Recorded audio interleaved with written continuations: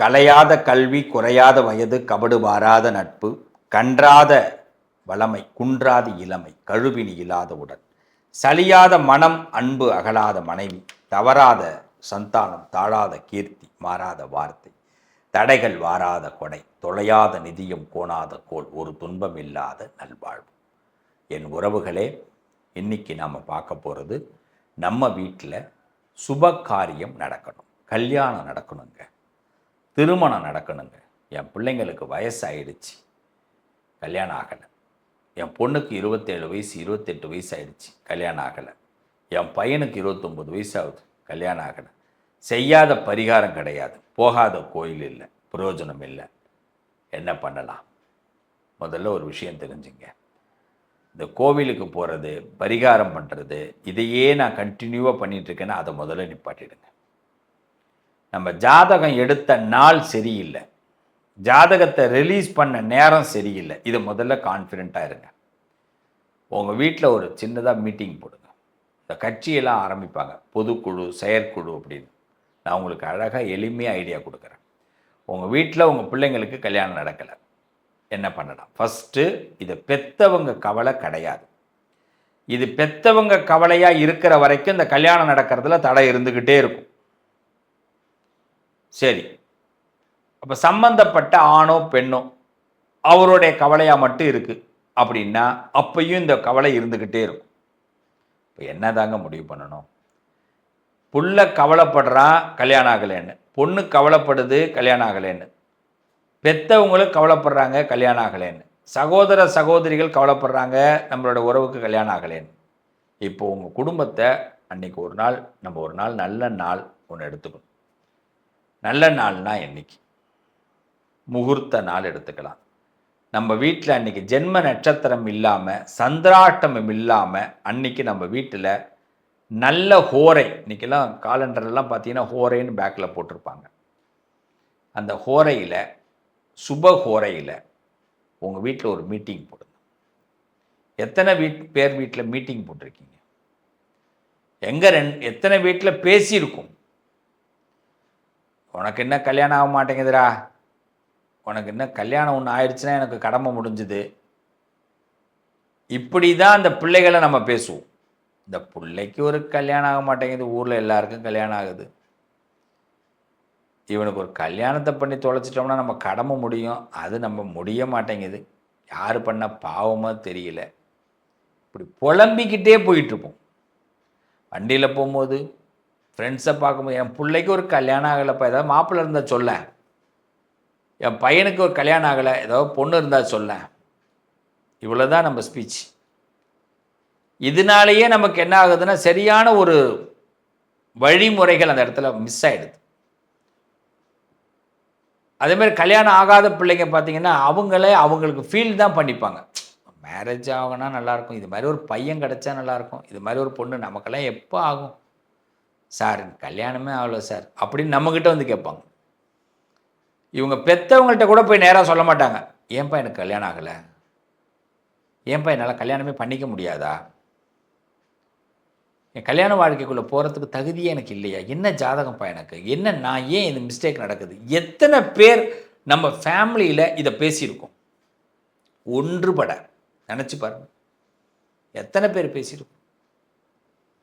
இன்னைக்கு முதல்ல நம்ம ஸ்டெப் ஆரம்பிக்கிறதே அதுதான். ஃபஸ்ட்டு ஸ்டெப், உங்கள் குடும்பத்தில் நீங்கள் முதல்ல இதை பேசணும்.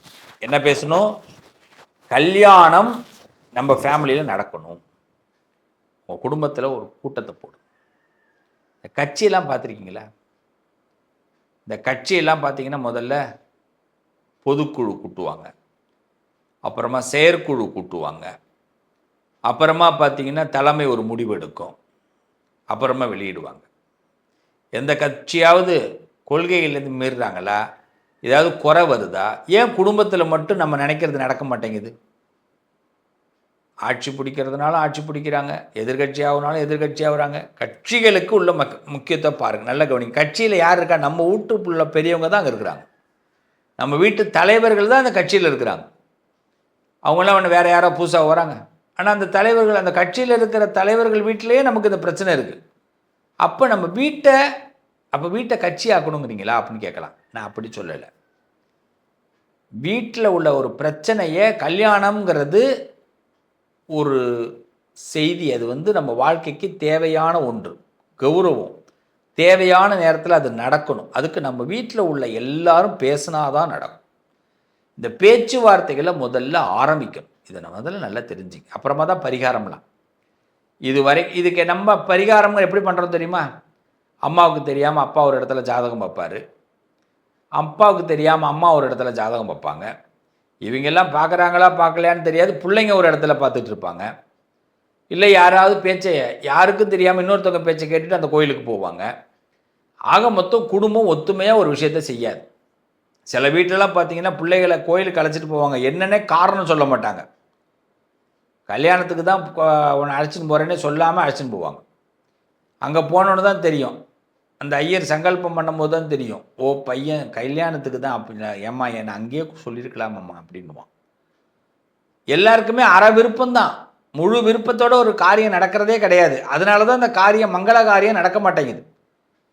ஒரு நல்ல நாள் நல்ல ஹோரையில் முதல்ல உங்கள் வீட்டில் ஜென்ம நட்சத்திரம் சந்திராஷ்டமம் இல்லாத ஒரு நாளில் உங்கள் வீட்டில் ஒரு கூட்டத்தை போடுறீங்க. கூட்டத்தை போடும்போது இந்த கூட்டம் என்னத்துக்குன்னா கல்யாணத்துக்காக. யார் வீட்டில் தடைப்படுதோ முதல்ல அதான் வேலை. கல்யாணத்துக்காக போடுறோம். அந்த கூட்டம் ஆரம்பிக்கிறதுக்கு முன்னாடி உங்கள் குலசாமிக்கு ஒரு வணக்கத்தை போடுறோம். ரொம்ப சிம்பிளாக சொல்லித்தரேன். குலசாமிக்கு எல்லோரும் சேர்ந்து ஒரு வணங்குங்க. ஒரு கையெடுத்து கும்பிடுங்க. குலசாமி ஒரு கூட்டத்தை போடுறோம். முதல்ல எங்கள் வீட்டில் கூட்டம் போடுறோம். கல்யாணத்துக்காக போடுறோம். அடுத்த கூட்டம் நாங்கள் இந்த வீட்டில் நிச்சயதார்த்தத்துக்காக இருக்கணும், இல்லை பெண் பார்க்கறதுக்காக இருக்கணும், இல்லை பையன் பார்க்கறதுக்காக இருக்கணும். அதான் இந்த முடிவோட ஒரு கூட்டத்தை முதல்ல போடுங்க. அதில் ஒரு தீர்மானம் எடுங்க. தீர்மானம் என்ன?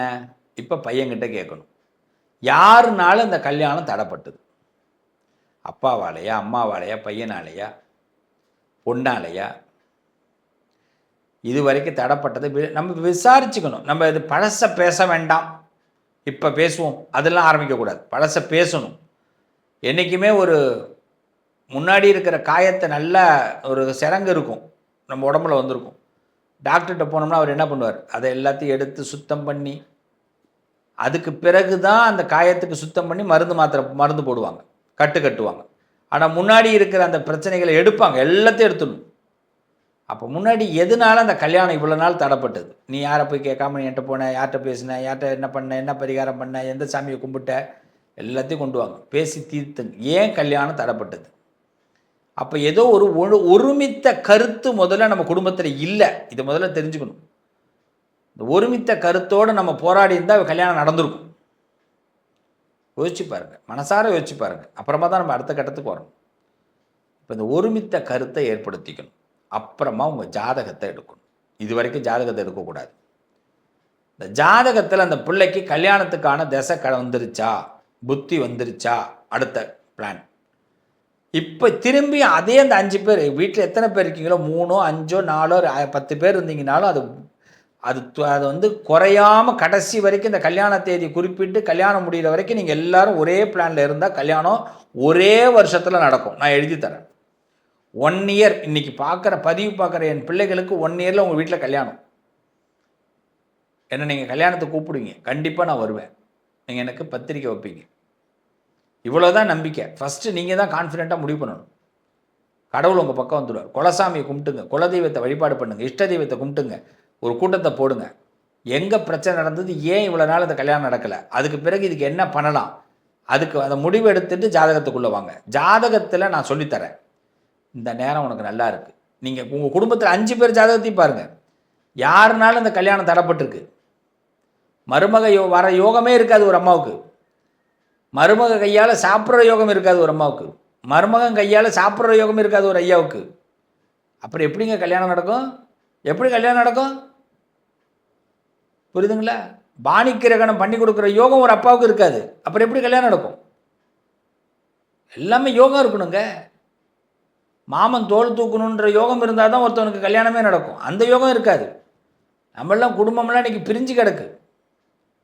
எவனும் வரக்கூடாது, எவனும் குடும்பத்துக்குள்ளே வரக்கூடாதுன்னு நினைக்கிறோம். ஆனால் கல்யாணம் மட்டும் நடக்கணுங்க. எப்படிங்க? எப்படி? இந்த பதிவு தொடரும். இதை பற்றி அடுத்த வாரமும் உங்களோட நான் பகிர்ந்துக்க போகிறேன். வெயிட் பண்ணுங்க, நல்லது நடக்கும். முதல்ல கூட்டத்தை போடுங்க.